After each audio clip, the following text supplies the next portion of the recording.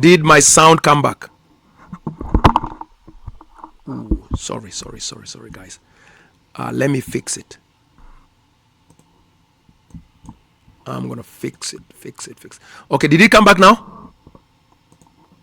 I am so sorry about the no sound. How long have I been going on with no sound? Oh my God. Is it back now? Oh Jesus. See, this is a problem of me answering the questions slowly. Because Megs, you should have called me. Although my phone is on silent too, so I would not have heard it either. I am so sorry about the no sound. My phone is on silent. Oh my God. All right. Oh. I've been going on for 30 minutes. Oh my word. Oh my goodness. I am so sorry.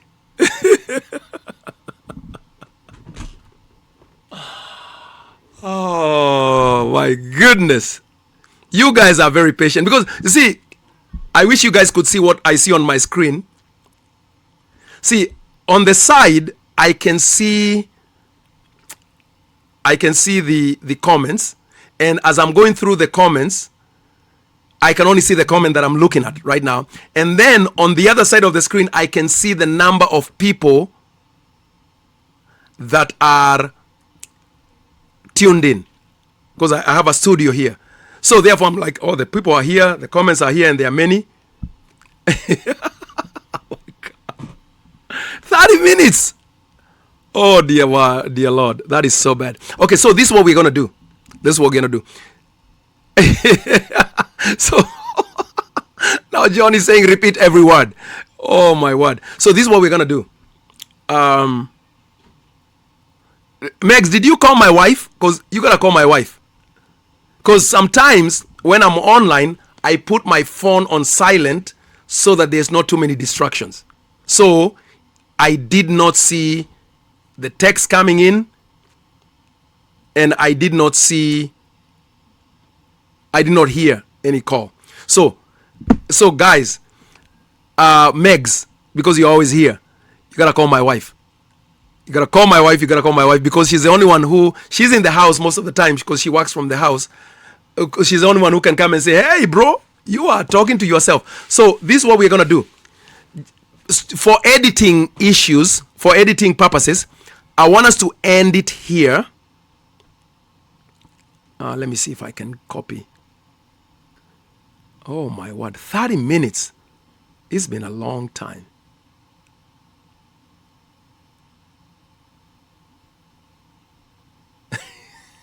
Oh my God.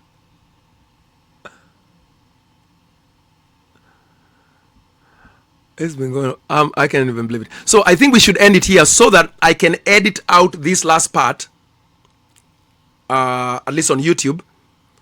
Because if we continue, then it's going to be impossible to... Actually, it's not impossible in actual fact. But on Facebook, it's going to be... Although people never replay Facebook.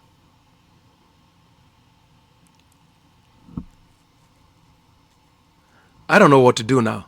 I'm conflicted what to do. Father's Joy, let me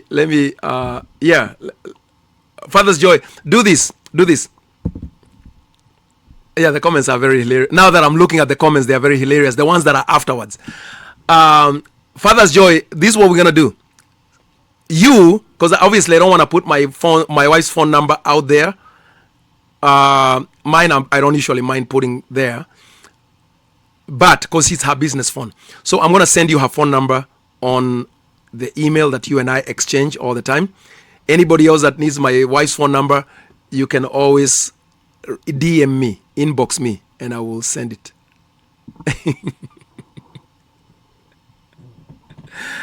Oh my goodness. It's funny. So let's do this. Because I can always edit the silent part. I can cut it out, and I can do that later.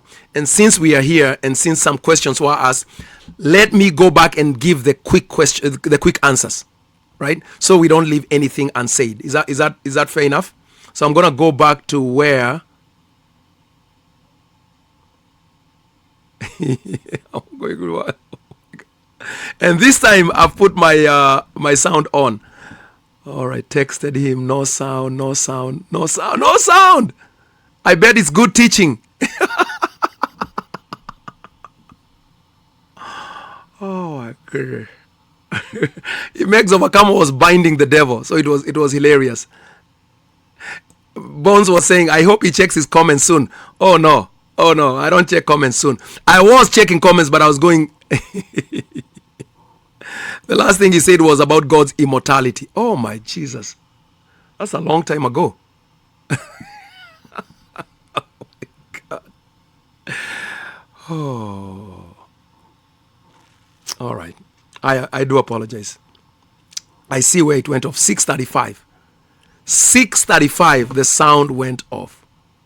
The last thing that I say that was heard was at 6:34 by Bones. Yes. The last Adam. Yes. And then it went off. All right. So, my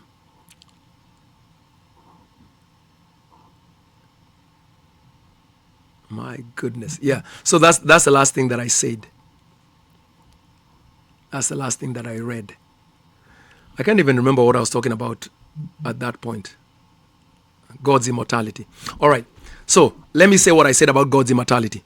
I said, since somebody said that the last thing I said was about God's immortality, I said that God had immortality before there was a physical world.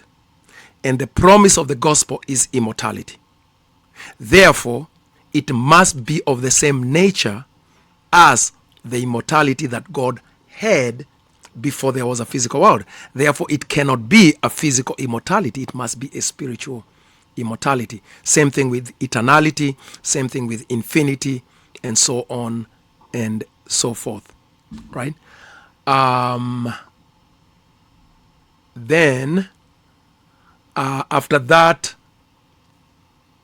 I think I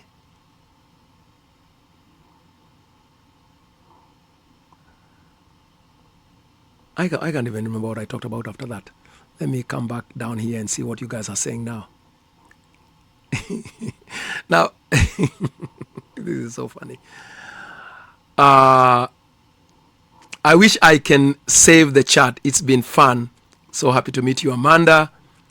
You guys met while I was out there, and then Alexa say 40 minutes was quick. Yeah, in the world of Steve Magua, 40 minutes is nothing. 40 minutes is just introducing myself. 40 minutes is just me saying, telling you, you know, how I have one wife and 8 children, and by the time I tell you the names of all the 8 children when they were born, 40 minutes are gone. That's 40 minutes to me.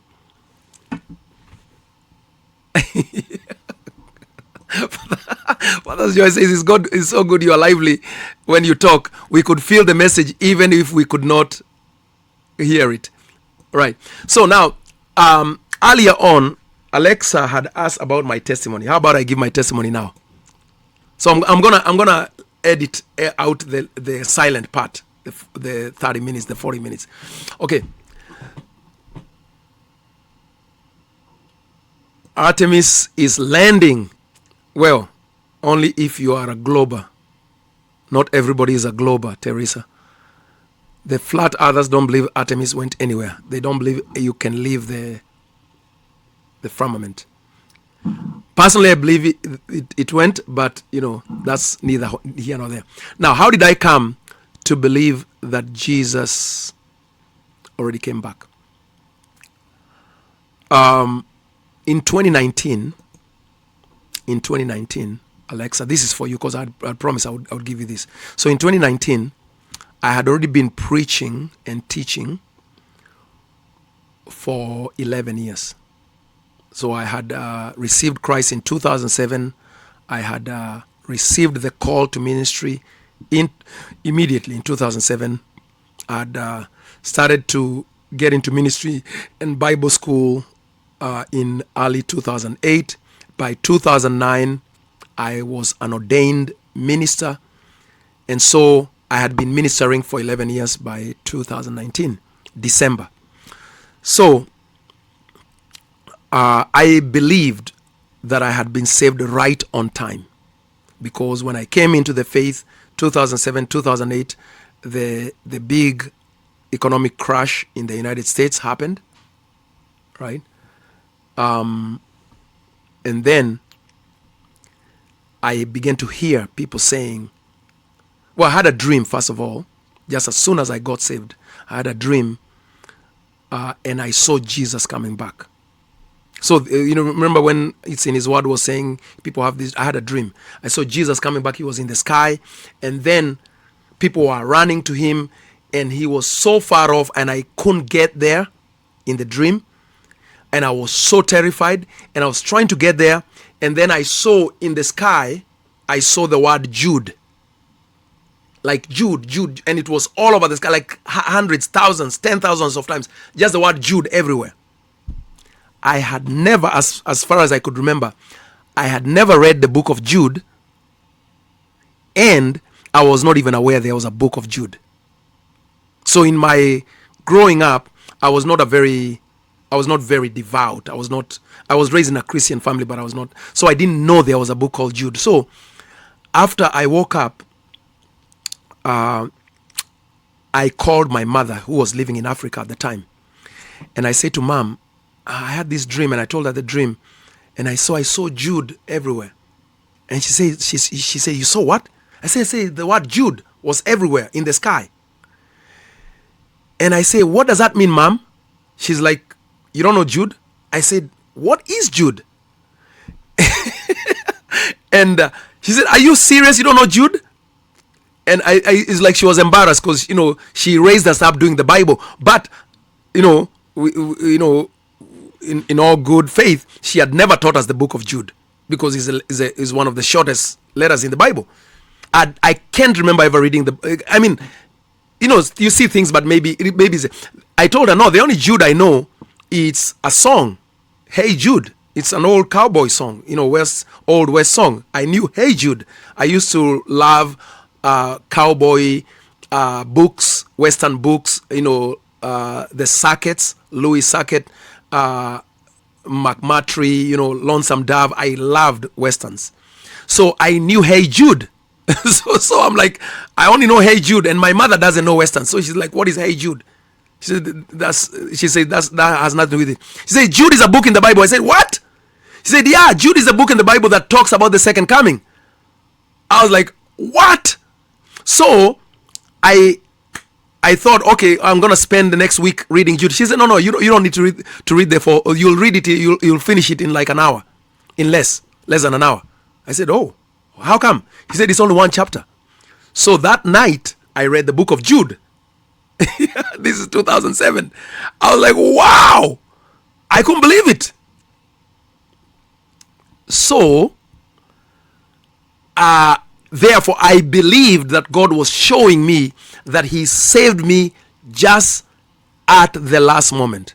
So eschatology became very important to me immediately, because then my mother reminded me at that time, remember, Israel was formed in 1947, May 1947. I got saved in June of 2007. Actually, the whole process started in May. Something very extraordinary happened to me in May of 2007 that caused me to say God must be real, and therefore I turned to God. Okay, I'm not going to go into that for right now, because it was not exactly spiritual, but it was extraordinary. It was beyond it was just beyond believing.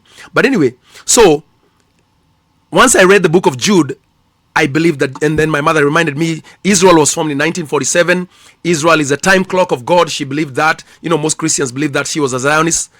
And then she said, and it became a nation in the United Nations in 1948. So many preachers are saying that when Israel turns 70, Jesus will come back. So I began to search for those teachings, and I found them. So you can imagine, in 2007, I get saved. I believe in Jesus. And so, Jesus is going to come back within the next 10 years. So, the Great Tribulation was going to start within 3 years, because the last 7 years are the Great Tribulation. At that point, everybody that I had, the Creflo Dollars, the Benny Hinn's, John MacArthur, all of them were saying that the tribulation, the rapture comes before the tribulation. So, and since Jesus must come back within 70 years of Israel's reformation in 1948, then the rapture must happen by when? By 2011. I was so stoked. I was like, God, how? I mean, my God, you saved me right on the cusp of the end times.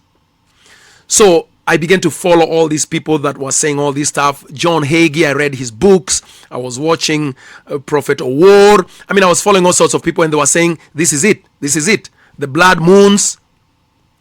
So, however, even at that point, my mother did tell me back in 2007, 2008, but I don't believe that the rapture is before the tribulation. But I didn't know enough to say anything. But later on, when I went to Bible school and I became a pastor, I came back to her, I say, yeah, Mom, you're wrong. The rapture must happen before the tribulation. And obviously that's about 2011, 2012. You know, you remember the 2012 movie and all that? So anyway, so I believed in the pre-tribulation rapture immediately for a number of years. Now, in 2013, 2014, two things happened that began to help me change my mind about the tribulation and the rapture. So, a woman joined our church here in St. Louis. I'd already moved to St. Louis by that time. And this woman, she came, and when I taught about the rapture, she said, yeah, but my pastor in my old church, he was a very good pastor, and he said that Christians must go through the tribulation. I said, no, he's wrong. She said, yeah, okay, but he did teach us. And so I said, share what your pastor taught. So she shared, and when I looked at it, I was like, let me look into it. I'll come back to you. Then about the same time, my mother came. By that time, my mother had moved to the US. So she came to visit our church, and she came to visit me, and she stayed at our home for a while. And when she heard me teaching about the rapture, she said, yeah, Steve, that's wrong. The rapture or the second coming happens after the tribulation. So this was the second person that challenged me and that I respected. So anyway, I started looking into it. This is 2013, 2014. So when I looked into it, I actually could not find the scriptures for justifying a pre-tribulation or rapture. Remember, I'm a futurist at this point. So there is no question about Jesus is coming near in my future. So once I got convinced that the Christians must go through the tribulation, I heard of, some of you have watched the Dream or Vision by Ken Peters. You know, where he said he was shown Christians going through the tribulation, the mark of the beast, people are being beheaded and all that. Right? By the way, I keep scrolling to the bottom of the comments just in case I do the microphone thing again. So anyway, so about 2015, I became convinced that the pre-tribulation rapture is not biblical. I could not find it in the scriptures. And then I learned about John Darby and the whole thing in 1830s, the Millerites, and I realized it was something that was made up within the last 150 years. So I began to believe that the tribulation is in my cards. Okay? And then I began to ask myself, but it's already 2015. Jesus is supposed to come back by 2017, 2018. How are we going to have a 7-year tribulation? The more I studied, the more I realized there is no such thing as a 7-year tribulation in the Bible. It's only 3.5 years. So I was still in good time. But because so much had begun to change in my understanding of the scriptures, in 2017, I began to pray quite honestly and say, God, there's so much that's changing that I thought was accurate. And it keeps changing because I study. So I began to pray, God, is it possible there are other things that I'm wrong about and I'm not aware? So I prayed, God, if there are other things that I'm wrong about that I'm not aware, please help me to begin to deal with them, because I don't want to continue to have wrong teachings, and especially because I'm a teacher, I'm a pastor. So 2017, 2018, we are just praying. I began to realize that how we were practicing tongues in our charismatic church was totally unbiblical. So we began to change that. So a lot of things were changing, like radically, in a big way. So in 2019, December, while in a time of prayer, I was just listening to a message online on YouTube, a message called the Jesus Trip. I can't even remember what the name of the guy was that was preaching it.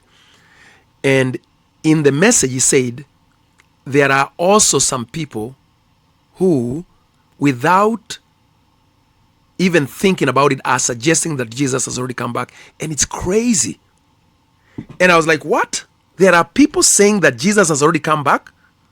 How crazy is that? How just evil is that? What is wrong with them? He's talking about, yeah, they are called preterists. I had never heard about preterism. I'd never heard anybody suggest that Jesus has already come back. I had heard about 70 AD, but not with relation to Jesus coming back. Just that part of Matthew 24 was fulfilled in 70 AD. So anyway, I said, what? I need to listen to these people and refute them. So it was just one more heresy for me to refute. So after the video, I went on YouTube to look and Google to look for people who say that Jesus has already come back, or this preterist idea. So I found them. I found Don Preston. I found Michael Miano, right? And just to kind of give you an idea of who these people are, let me see if I can find a picture here. So anyway, I found these people, and when I found them, yeah, I have a picture. So I'm gonna put it up here. Okay. So these are the people that I found. Let me put them up on the screen. This is, and I hope that this is visible. This is our Eschatology of the Prophets July 2026 conference that's going to happen this year. And of course, we have Dr. Don K. Preston is one of our main speakers. We have Dr. William Bell Jr. We have Pastor Zach Davis, Pastor Michael Miano, Tim Martin, and myself, and probably one other speaker who has not yet confirmed. So anyway, so when I went to look online about these crazy people that believe Jesus already came back, I found Don Preston, I found Michael Miano, I found William Bell. These are the three that I first found. And when I first heard, I saw titles that were saying Jesus already come back, I said, oh, this is going to be the easiest refutation I've ever done. So I sat down to listen.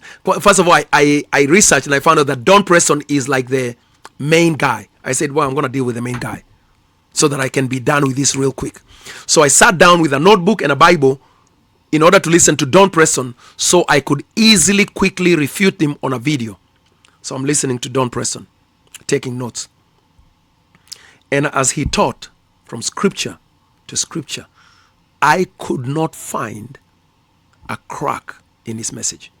In fact, the more he would teach, I would be looking at my Bible and say, what? No, it cannot say that. And then I would say, but it does say that.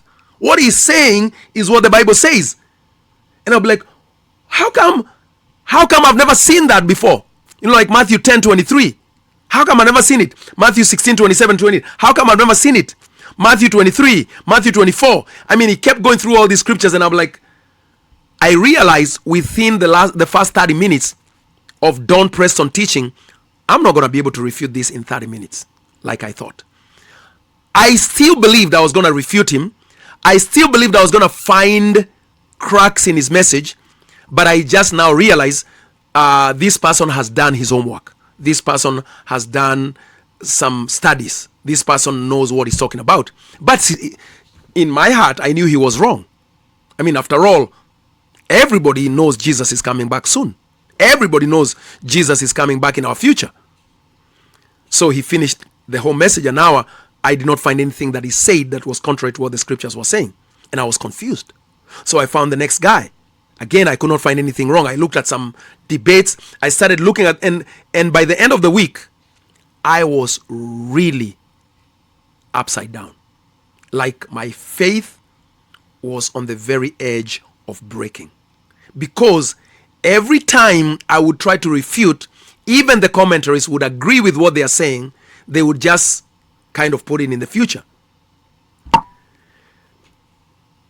By the end of 2019, I began to realize they could be, maybe they have some thread of truth.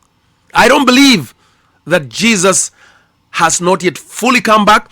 I can now see, I begin to admit, I can now see some things were fulfilled in the past. And then, in the midst of all that, I found Hank Hanegraaff and Gary DeMar, partial preterists. And boy, did I love them. I loved the partial preterists, because the partial preterists were saying many of the things in Matthew 24 and many of the things in Revelation were fulfilled, but not the future bodily second coming of Christ, but not the future bodily resurrection of all people. So I loved the partial preterists, because the partial preterists were saying, yeah, the full preterists have some truth in them. They're just not completely accurate. So I became a partial preterist in January of 2020. And I said, this is where I'm going to park my vehicle. I'm going to become a partial preterist. Jesus' coming must be in my future. The resurrection must be in my future, and so on and so forth. But the more I studied and the more I listened to different, even preterist teachers, the more I realized, no, either Jesus fulfilled all the things that he said he was going to fulfill in Matthew 24, or he did not fulfill any of them. It cannot be partial. So by probably about March of 2020, I became convinced that Jesus had come back. The message that did it for me was a message by Don Preston, in which he was preaching in Kansas about Daniel 12. And in fact, my final message at the 2026 conference will be on Daniel 12, because that message really changed everything for me. Because Daniel 12, in summary, shows that the resurrection, the great tribulation, and the great salvation of Israel all take place at the same time, at the time of the end of the animal sacrifices in Daniel 12:11. And when Don Preston pressed on it and exegeted the passage and showed what the passage was saying, I could not resist anymore. I had to submit to the scriptures. So that's how I became a full preterist. But even then, there were things that I was not willing to give up yet. Number one, I was not willing to give up my view of Satan. My view of Satan was that Satan is an angel, a supernatural being who is only second in power to God. He is eternal. He has always been there. That's what I believed about Satan. And therefore, even though I now began to see that everything was fulfilled in 70 AD, I still could not figure out how Satan was crushed, how Satan was thrown in the lake of fire in 70 AD. And so, that's one thing that I was not willing to give up yet. The other thing that I was not willing to give up yet was the rapture. So, even once I became a full preterist, I could not give up the rapture. Because flying in the sky, physically, I believed it with all my heart. So, I looked for preterists who are full preterists who say there was a rapture. And I found some. I found Ed Stevens. And I found Robert Cruikshank. And once I realized that there are full preterists who believed that in 70 AD there was an actual physical rapture, I was hooked. Because I did not have to change my belief about that.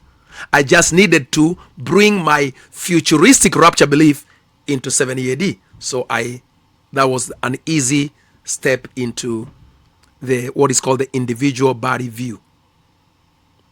and the disappearance view. In fact, the reason why I believed, I had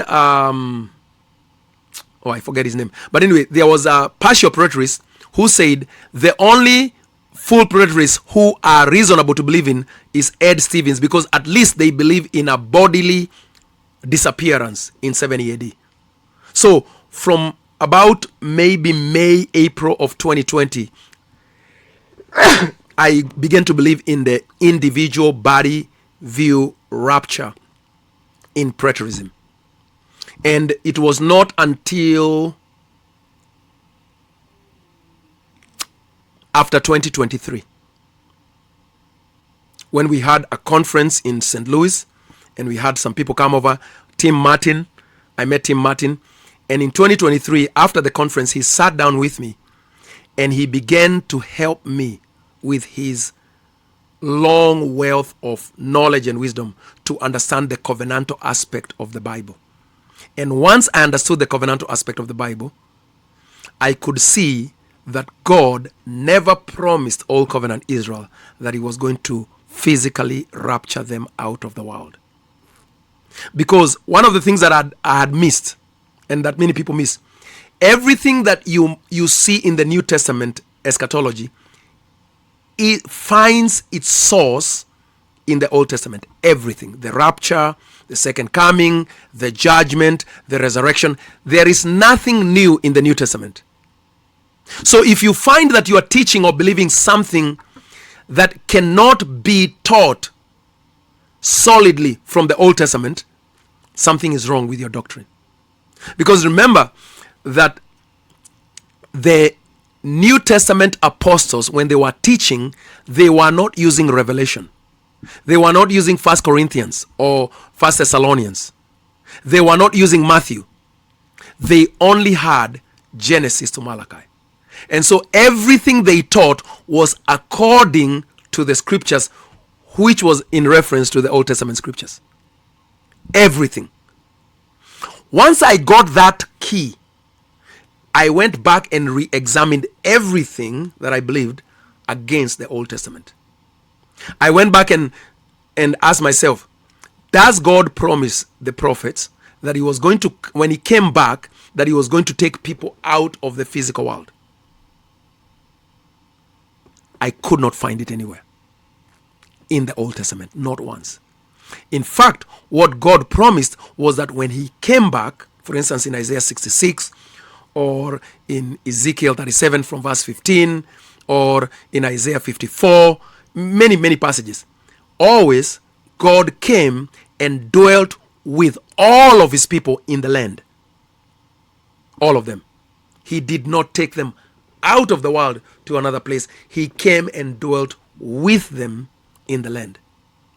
And so I began to ask myself, then where are we getting this idea that when Jesus came back, he took away all the living people? It does not fit with the promises, because God was coming to dwell with the living people. He was not coming to take them away from the world. The kingdom was coming to the earth. The kingdom was not being taken out of the earth. So Daniel 2, Daniel 7 all says the time came when the saints of God received the kingdom and they dwelt with God. They keep repeating this.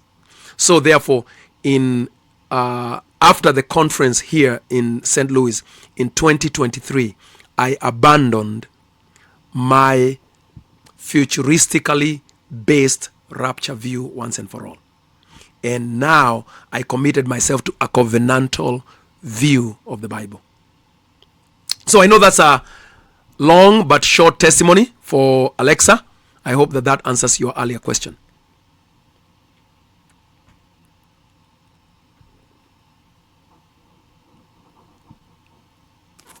Amen. All right, so it's been 2 hours and 51 minutes. So we are going to bring this particular one to a close. Later on, when I have the time and when it's processed, I am going to edit the 30-minute silence. That 30-minute silence, guys, is also biblical. In, I believe it's Revelation 9 or 8. I can't remember which. It says that for a space of 30 minutes there was silence in heaven. So you guys were just being made to experience the 30 minutes of revelation when I was silent but very, very active. All right. So is that fair enough, guys, that we end this one at this point? And then tomorrow, yes, in my edited view, I'm only going to take out the portion of silence. I'm only going to take out, so there's a way you can cut in the middle of a video so that a portion that you don't want to be there can be cut, but this last part will still be there. So in other words, the final video will be 2 hours and 30 minutes because that's effectively what we have had. And again, my apologies for not paying attention, because I have enough tools to where if I look at the bottom of my screen on the left here, I can actually see the green sign for my microphone. Sometimes I just don't pay attention to it because I'm trusting that my microphone is working all the time. And many times I'm going through the comments so quickly that I see when something has gone wrong. But I will edit it. For those who are on Facebook, I cannot edit a Facebook video. Facebook anyway keeps the videos only for a couple weeks. So John asked the question, where do you post all your videos? All my videos are on YouTube. So I mean, right now the live stream is on Facebook and YouTube, but the one on Facebook, after like 2 weeks, I can't remember exactly what amount of time, they usually delete it because they don't have enough space. But the ones on YouTube remain perpetually because I have a paid account and I have attained the level they want for a creator to have, so that they store all my live videos on my YouTube channel. So YouTube is the best way to always get me once you want to get an organization of the videos. So when I'm streaming right now, all the time that I'm streaming on Facebook, I always stream to YouTube at the very same time.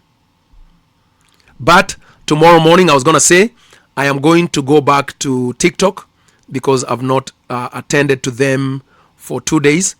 And just out of interest, if anybody's interested why I've been away for the last 2 days, some of you know that I do this. I fix cars. I'm a side YouTube mechanic.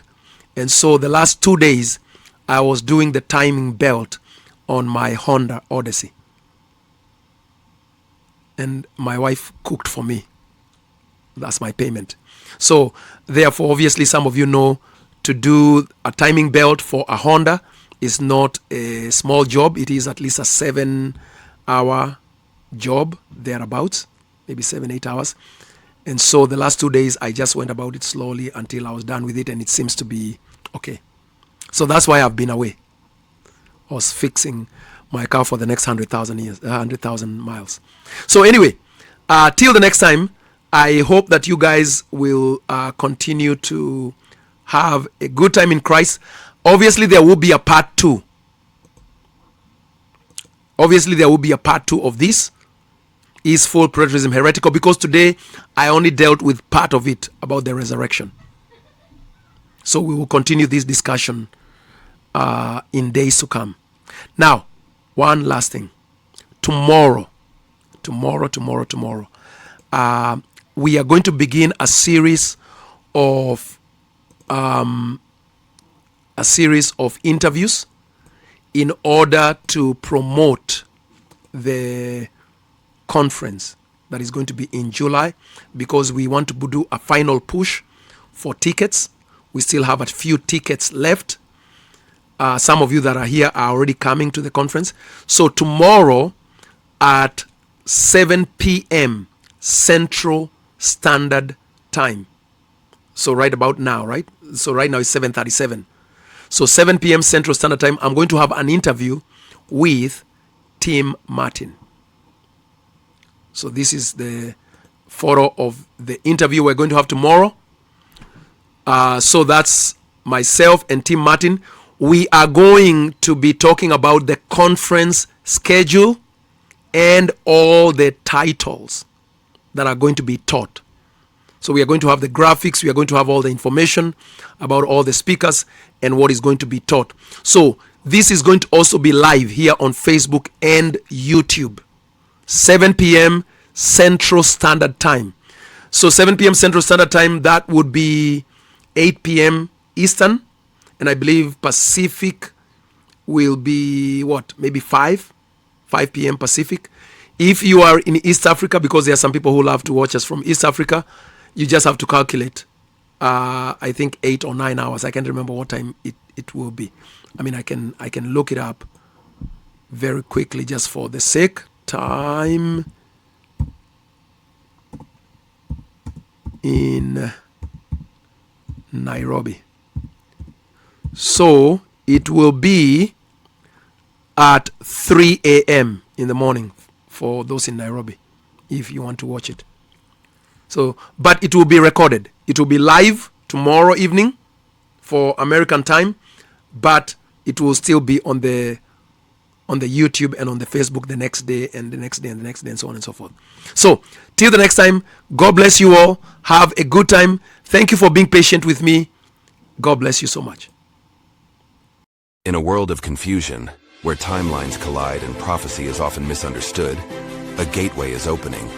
A gathering unlike any other, where the voices of the prophets echo once again. From July 8th to 11th, 2026, leaders, teachers, and seekers will converge at the Todd Hall Retreat Center for a journey through the eschatology of the prophets.